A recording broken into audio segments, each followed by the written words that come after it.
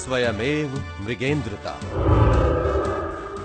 मुझे अपने धर्म पर गर्व है, जिसने विश्व को उदारता और सबको गले लगाने का पाठ पढ़ाया है। हम सबके प्रति उदारता में न केवल विश्वास करते हैं, बल्कि सभी धर्मों को सत्य मानते हैं। भारत लौटने पर स्वामी विवेकानंद ने देशवासियों को पुकार कर कहा, आगामी 50 साल तक केवल भारत माता की पूजा करो। तुम्हारा राष्ट्र तुम्हारा एकमात्र देवता है।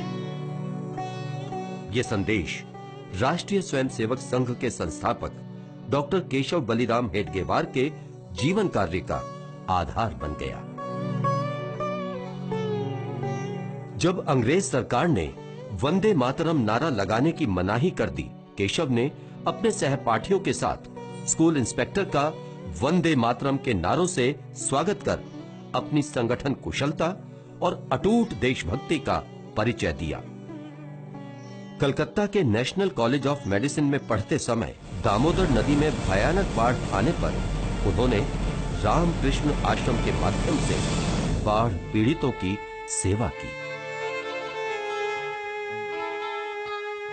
डॉक्टर केशव बलिराम हेडगेवार 1915 में जब अपनी पढ़ाई पूरी कर नागपुर लौटे, मध्य भारत में केवल 75 निजी डॉक्टर थे, लेकिन उन्होंने सुखमय जीवन का आकर्षण ठुकराकर आजीवन भारत माता की सेवा करने का व्रत लिया। वो पूना जाकर लोकमान्य तिलक से मिले। 1921 में गांधी जी के नेतृत्व में कांग्रेस के असहयोग आंदोलन में उन्होंने भाग लिया और जेल गए। 1 साल बाद जेल से बाहर आने पर केशव ने गहराई से विचार किया और अनुभव किया कि हमारे जाति, बिरादरी, धर्म आदि में बटे होने के कारण ही विदेशी हमलावर हम पर हावी हो सके। इनसे स्वतंत्र होकर सदा के लिए हमें राष्ट्र भावना के संस्कार अपनाकर संगठित होना होगा। विवाह के लिए आग्रह होने पर उन्होंने चाचा जी को पत्र लिख दिया। विवाह न करने का फैसला मैंने काफी सोच समझ कर लिया है। मैं तो तन मन धन से राष्ट्र की सेवा करना चाहता हूँ। वो स्वयं क्रांतिकारक थे, इसलिए तो डॉक्टरी पढ़ने के लिए वो मुंबई न जाते हुए कलकत्ता गए थे। लोक जागृति में लोगों का नेतृत्व करने वाला और चरित्र संपन्न, देशभक्ति से प्रेरित ऐसा एक कोई समूह जब तक तैयार नहीं होता, तब तक स्वतंत्रता का आंदोलन सफल नहीं होगा। स्वदेश आकर स्वामी विवेकानंद ने मनुष्य निर्माण को ही अपने शेष जीवन का लक्ष्य बना लिया था। डॉक्टर हेडगेवार ने राष्ट्र को वैभव के शिखर पर ले जाने के परम उद्देश्य से मनुष्य निर्माण के लिए शाखा तंत्र विकसित किया।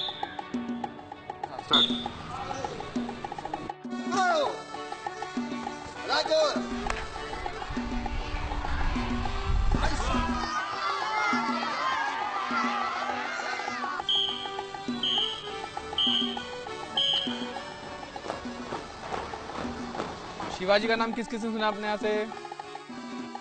हम विजय की ओर बढ़ते जा रहे, हम विजय की ओर बढ़ते जा रहे। राष्ट्र निर्माण हेतु व्यक्ति निर्माण, उसको हम मानव निर्माण कहते हैं। और इस प्रकार विशेष करके आज के वातावरण में जब पुरानी शिक्षा पद्धति जो अंग्रेजों ने लागू की, जिसके कारण भारत में अराष्ट्रीयकरण हुआ, स्वार्थी जन उनका उदय हुआ, उस स्थान पर एक वैकल्पिक राष्ट्रीय राष्ट्रनिष्ठ एक शैक्षिक व्यवस्था चाहिए। उस व्यवस्था का नाम है संघ में बौद्धिक विभाग। इसके द्वारा राष्ट्र निर्माण के लिए योग्य व्यक्ति हम बना सकते हैं, उसको हम कहते हैं व्यक्ति निर्माण।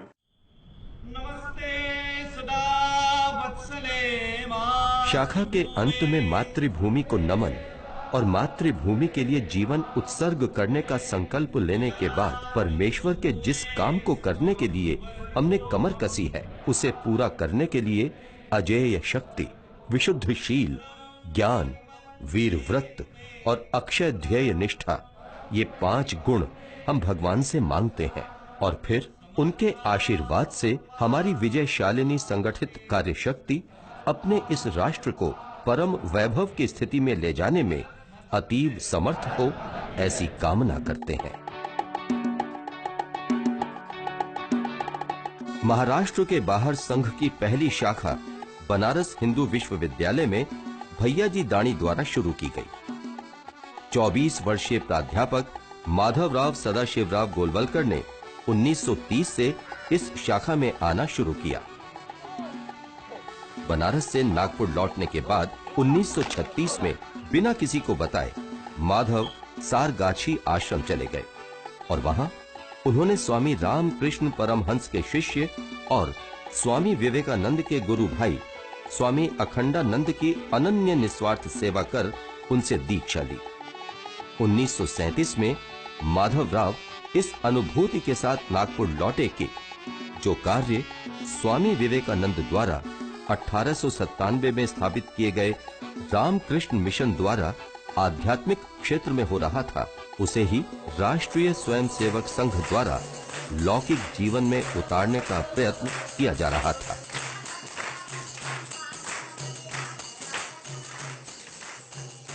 वर्धा की एक महिला लक्ष्मीबाई केलकर एक एकत्रीकरण के बाद डॉक्टर जी से मिली। आप युवा बच्चों को जो शिक्षा देते हैं वही लड़कियों और महिलाओं को क्यों नहीं देते? डॉक्टर जी ने कहा, अभी हमने ये काम पुरुषों तक सीमित रखा है। आप ये काम महिलाओं में करने को तैयार हो तो आपा जी जोशी आपकी मदद करेंगे। और फिर 25 अक्टूबर 1936 विजयादशमी के दिन राष्ट्र सेविका समिति की स्थापना हुई। राष्ट्र सेविका समिति अपना शाखाओं में शारीरिक, मानसिक और बौद्धिक का प्रशिक्षण के माध्यम से उनमें आत्मविश्वास और देशभक्ति जागरूक करते हैं।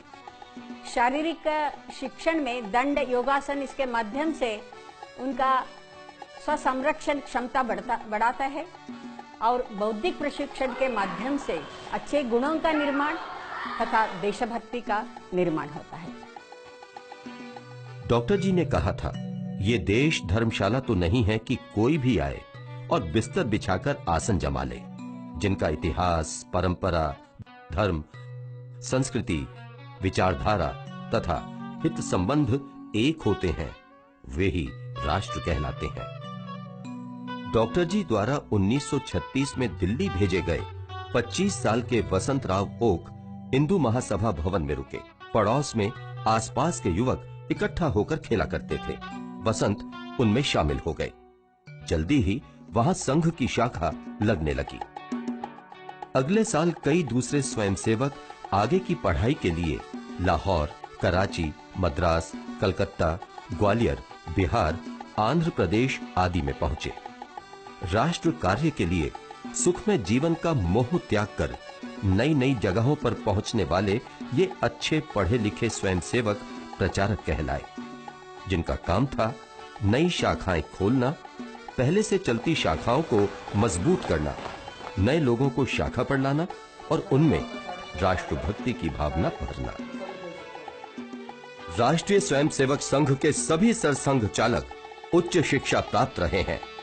डॉक्टर केशव बलिराम हेडगेवार चिकित्सक थे। माधवराव सदाशिवराव गोलवलकर प्राणी शास्त्र में एमएससी, मधुकर दत्तात्रेय उर्फ Bala Saheb Deoras BA LLB, professor Rajendra Singh उर्फ रज्जू भैया इलाहाबाद विश्वविद्यालय में भौतिकी विभाग के अध्यक्ष हुआ करते थे। कुपहल्ली सीतारमैया सुदर्शन दूरसंचार में बीई ऑनर्स थे और वर्तमान सरसंघ चालक मोहन राव भागवत पशु चिकित्सक हैं। 9 जून 1940 1500 स्वयंसेवकों के शिविर के विदाई समारोह में अपने जीवन के अंतिम भाषण में डॉक्टर हेडगेवार ने कहा, केवल संघ का कार्यक्रम ठीक ढंग से करने या प्रतिदिन नियमित रूप से संघ स्थान पर उपस्थित रहने से ही संघ का कार्य पूरा नहीं हो सकता। हमें तो आसेतु हिमालय पर्यंत फैले हुए इस विराट हिंदू समाज को संगठित करना है। 14 जनवरी 1947 मकर संक्रांति के दिन से भारत के बाहर केन्या में संघ की प्रेरणा से हिंदू संगठन का कार्य प्रारंभ हुआ। 1990 में लंदन में हिंदू स्वयंसेवक संघ की पिंचले प्रताप शाखा के मकर संक्रांति उत्सव में यूनाइटेड किंगडम की तत्कालीन प्रधानमंत्री मार्गरेट थैचर पधारी। संघ ने विभाजन का कड़ा विरोध किया, परंतु स्वतंत्रता मिली खंडित मातृभूमि के साथ। सन 1947 का दिन याद आता है, जब हिंदुस्तान के दो टुकड़े हुए, एक पाकिस्तान एक हिंदुस्तान। सभी हिंदुओं को वहाँ से घर छोड़ना पड़ा क्योंकि दो इलाके अलग अलग बन गए थे। हम भी वहाँ डिस्ट्रिक्ट लैलपुर के रहने वाला हूँ मैं। वहाँ से घर छोड़ा और काफले के साथ मिल करके डिस्ट्रिक्ट लैलपुर, जहाँ के कैंप लगा हुआ था, रेफ्यूजीज कैंप, वहाँ पहुँचे। लेकिन वहाँ एक घटना जो घटी हमारे साथ, वो हमारी बड़ी बहन की है। हमारे जीजा जी को मुसलमानों ने मार दिया था, जिसके कारण अकेली हो गई। उसकी उम्र उस समय 18 के करीब थी और एक बच्चा था, और वो भी कुछ दिनों का। उन्होंने वॉलंटियर थे RSS वाले, वही सेवा कर रहे थे, वही मदद कर रहे थे, वही रोटियां पहुंचा रहे थे, जैसे ही वातावरण देखते थे करते थे। राष्ट्र सेविका समिति की प्रमुख संचालिका लक्ष्मीबाई केलकर विमान से कराची पहुंची और वहां 14 और 15 अगस्त 1947 के बीच की रात में 1200 सेविकाओं की बैठक में उन्हें धीरज बंधाया और उनके भारत आने पर उनके अलग अलग परिवारों के साथ रहने और भोजन की पुख्ता व्यवस्था की। बंटवारे के बाद जम्मू कश्मीर के भारत विलय में अड़चन पैदा होने पर गृह मंत्री सरदार पटेल ने श्री गुरुजी को कश्मीर भेजा, जिन्होंने वहां जाकर महाराजा हरि सिंह को विलय के लिए राजी किया। गांधी जी 1 अप्रैल 1946 से 1 जून 1947 के बीच दिल्ली की हरिजन कॉलोनी में एक कुटिया में 214 दिन रहे। जिस मैदान में प्रतिदिन संघ की शाखा लगती थी, वहीं शाम को गांधी जी की प्रार्थना सभा होती थी। 16 सितंबर 1947 दिल्ली में दंगे हो रहे थे। कर्फ्यू लगा हुआ था। रात को मूसलाधार बारिश हुई थी। महात्मा जी ने सुबह सवेरे राष्ट्रीय स्वयंसेवक संघ के वरिष्ठ स्वयंसेवकों से मिलने की इच्छा व्यक्त की। कर्फ्यू में ढील के समय आनन फानन में इकट्ठा हुए स्वयंसेवकों को संबोधित करते हुए गांधी जी ने कहा था, बरसों पहले मैं वर्धा में राष्ट्रीय स्वयंसेवक संघ के शिविर में गया था। वहां मैं उन लोगों का कड़ा अनुशासन, सादगी और छुआछूत की पूर्ण समाप्ति देखकर अत्यंत प्रभावित हुआ था। संघ एक सुसंगठित, अनुशासित संस्था है। 30 जनवरी 1948 महात्मा गांधी की हत्या हुई। संघ पर इस हत्या का आरोप लगाने की साजिश की गई और उस पर प्रतिबंध लगाया गया। इसके विरुद्ध अनुशासन पूर्वक देशव्यापी सत्याग्रह में 70,000 स्वयंसेवकों ने भाग लिया। 12 जुलाई 1949 की शाम को आकाशवाणी ने संघ पर से प्रतिबंध हटाए जाने की घोषणा की। 21 अगस्त 1949 दिल्ली में श्री गुरुजी की जनसभा में 3 लाख लोग थे। बीबीसी ने इसका समाचार देते हुए कहा, श्री गुरुजी भारतीय आकाश में उदित एक देदीप्यमान सितारा है। स्वामी विवेकानंद की जन्म शताब्दी के अवसर पर कन्याकुमारी की शिला पर उनका स्मारक खड़ा करने का निश्चय किया गया। श्री गुरुजी ने सरकार्यवाह एकनाथ रानडे को यह कार्य सौंपा। राष्ट्रपति वराह वेंकट गिरि ने 2 सितंबर 1970 को इसे राष्ट्र को समर्पित किया। 1962 से 1971 के बीच भारत को 3 युद्ध लड़ने पड़े, एक चीन के साथ, 2 पाकिस्तान के साथ। हमारी सेनाओं ने युद्ध के मोर्चों पर शत्रु के दांत खट्टे किए। संघ के स्वयंसेवकों ने आंतरिक मोर्चों पर प्रशंसनीय काम किया। संघ के 2000 से अधिक स्वयंसेवकों ने 1963 की गणतंत्र दिवस परेड में भाग लिया और ख्याति पाई।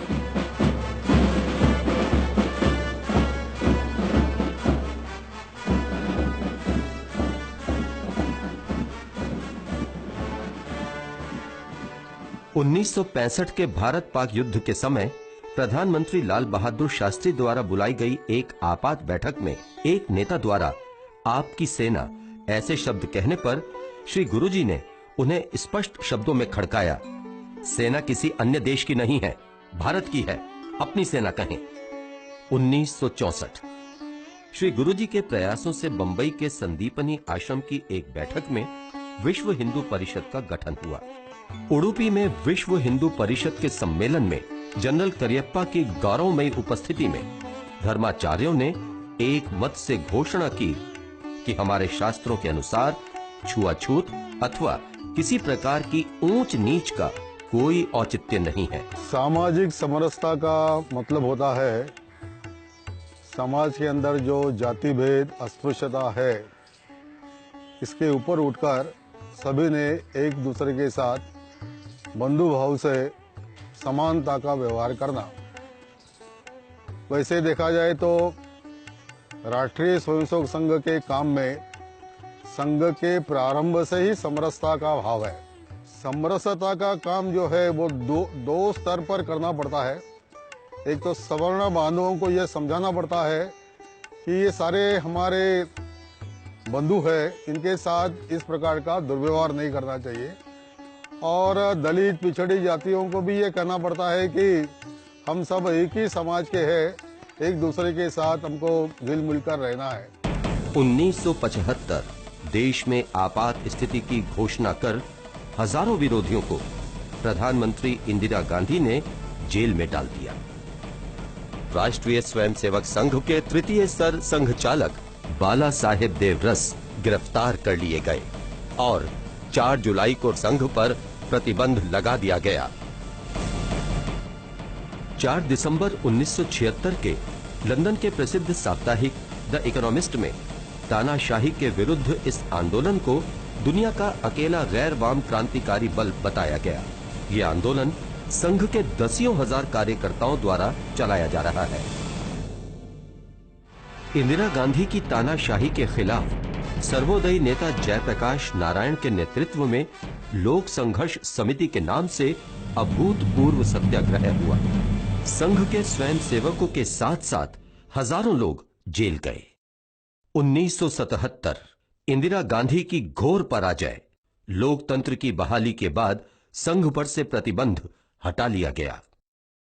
89-90 में परम पूज्य डॉक्टर जी के जन्म शताब्दी संघ ने बनाया। पिछड़े हुए बंधुओं के संपर्क बढ़ाना, उनके जीवन में परिवर्तन लाना और समाज के मनोभाव में भी परिवर्तन लाना। और उस समय से संघ में सेवा भारती नाम से काम चल रहा है। देश में कहीं भी कभी भी कोई भी आपदा आने पर राष्ट्रीय स्वयंसेवक संघ के स्वयंसेवक सबसे पहले पहुंचते रहे हैं और जाति, धर्म, संप्रदाय आदि किसी भी प्रकार का भेद किए बिना सबकी सेवा उनका मूल धर्म रहा है। पूजनीय रज्जू भैया जब सरसंघ चालक बने उस समय उन्होंने इस विषय को रखा कि हम क्यों ना हम एक आदर्श विकसित रूप छोटे गांव का हम सबके सामने प्रस्तुत करें। गांव के लोग ही सोचे, गांव के लोग अपने प्रश्नों को समझे, अध्ययन करें, वहां की उपलब्ध साधनों का गणित लगाए और अपने ग्राम के विकास की दिशा में पहल करें। ये एक मूलभूत संघ के और ग्राम विकास के चिंतन में ये बात रही। श्री राम जन्मभूमि अयोध्या में रामलला के भव्य मंदिर की कार सेवा के लिए लाखों श्रद्धालु एकत्र हुए, जिनमें राष्ट्रीय स्वयंसेवक संघ के स्वयंसेवकों ने भी व्यक्तिगत तौर पर भाग लिया। प्रशासन की चौकसी के अभाव में भीड़ बेकाबू हो गई और रामलला के मंदिर के ऊपर का विवादास्पद ढांचा ध्वस्त हो गया। नगर के कार्यकर्ता हैं। संघ में बैठकों का विशेष महत्व है। शाखा से लेकर अखिल भारतीय स्तर तक के सारे निर्णय इन बैठकों में ही आपसी विचार विमर्श और परस्पर सहमति से लिए जाते हैं। स्वतंत्रता प्राप्ति के बाद पांचजन्य ऑर्गेनाइजर जैसे देश भर में जगह जगह ऐसे प्रकाशन शुरू हुए। कलम के जरिए इस देश को अपने समाज, अपने व्यक्ति, अपनी संस्कृति और अपने पुरखों की चिंता हो, पत्रकारिता का आग्रह सिर्फ सत्य के प्रति हो, ये काम संघ के प्रकाशनों ने किया है।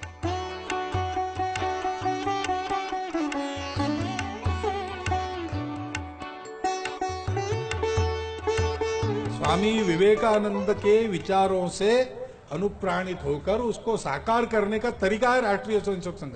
स्वामी जी ने यही कहा है। तो सारा समाज एक ऐसा वातावरण बनाएगा जिस वातावरण में सब दुरितों का कलमश बह जाएगा और विश्व गुरु पद पर आसीन होने की योग्यता रखने वाला परम वैभव संपन्न, समता युक्त, शोषण मुक्त, बल संपन्न भारत निर्माण होगा।